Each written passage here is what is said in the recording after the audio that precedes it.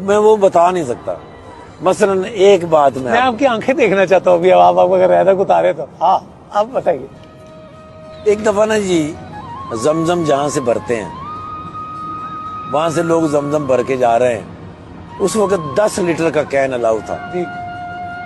एक बुजुर्ग थे केपी के, उनकी उम्र रही होगी 70 के करीब। उन्होंने वो जमजम का कैन भरा, थोड़ी दूर चले तो रुके, फिर उन्होंने नीचे रखा, फिर बैठ गए, फिर वो उठे, कैन उन्होंने रखा, फिर चले। जब दूसरी जगह गए तो मैंने अपना काम सारा छोड़ा, उनको मैंने कहा बाकी दोस्त, मैंने कहा यार ये संभालना, मैं अभी आता हूँ। मैं गया उस बाबा जी के पास, मैंने उनसे कहा, मैंने कहा मैं कैन आपका छोड़ दूं?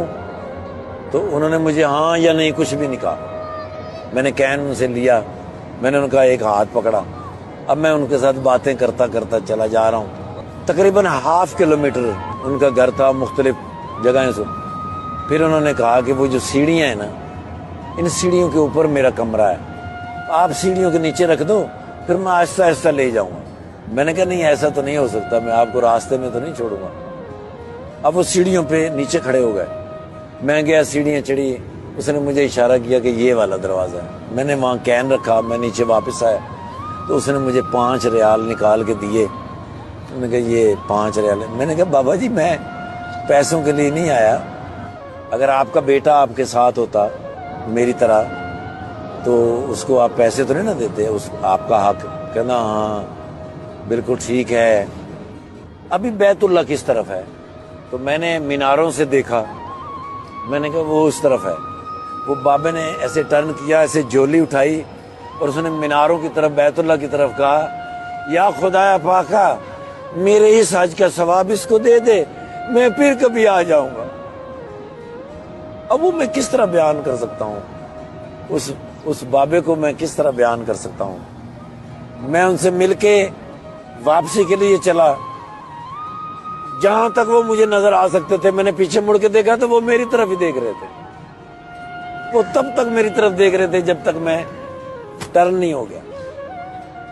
और मैं टर्न होके थोड़ा सा आगे गया, मैं फिर वापस आया। मैंने फिर वापस आके ऐसे देखा तो वो बाबा खड़े थे, और फिर उन्होंने मुझे यूं किया और फिर वो बाबा ऊपर गए। अब इस बात से मुझे जो बात याद आती है कि जब मैं पहली दफा अपने घर मियां चन्नू से कहीं जाने के लिए निकला तो मेरी माँ दरवाजे तक छोड़ने आती थी। हमारा घर गली के बिल्कुल मिड में था। जब मैं बिल्कुल गली के कॉर्नर से मैं मुड़ता, मेरी माँ मुझे देख रही होती, मैं ऐसे करके मुड़ जाता, फिर मैं जानबूझ के थोड़ा आगे जाके वापस आता, फिर वापस आता। माँ वहां खड़ी होती थी, फिर मैं दोबारा से यूं करता। मेरी माँ को इस दुनिया से रुखसत हुए 30 साल हो गए। 30 वर्ष? जी सर। तो बैतुल्ला के अंदर जब मैंने उस बाबा को देखा, फिर मैंने जाके जब मुड़ के देखा, वापस आके देखा, तो वो बाबा ने जब मुझे यूं किया तो मैंने फिर अपनी माँ के लिए दुआ की। तब मुझे पता चला माँ मरती नहीं।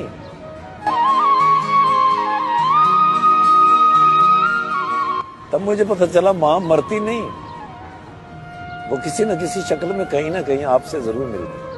तकदीर इलाही के नविश्ते भी वही हैं, अल्लाह भी वही और उसके फरिश्ते भी वही। उतर सकते हैं तेरी इमदाद को मलाइक अब भी, गर ज़ाते इलाही से तेरे रिश्ते भी वही।